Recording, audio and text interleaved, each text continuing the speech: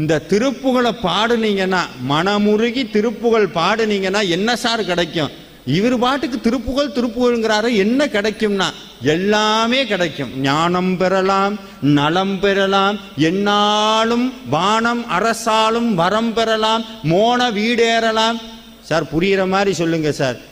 வாழ்க்கையை புரிஞ்சுக்கிற அறிவு கிடைக்கும், ஞானம் கிடைக்கும், நலம் கிடைக்கும். நலம்னா என்னன்னா, காலையில் எந்திரிக்கிறோம் பாருங்க, காலையில் எந்திரிக்கும் போதே உண்மையாலுமே ஆரோக்கியம்னா காலையில் எந்திரிக்கும் போதே எப்பா முடியலை அப்படின்னு எந்திரிக்காமல் இருந்தோம்னா அதுக்கு பேர் நலம்னு அர்த்தம்.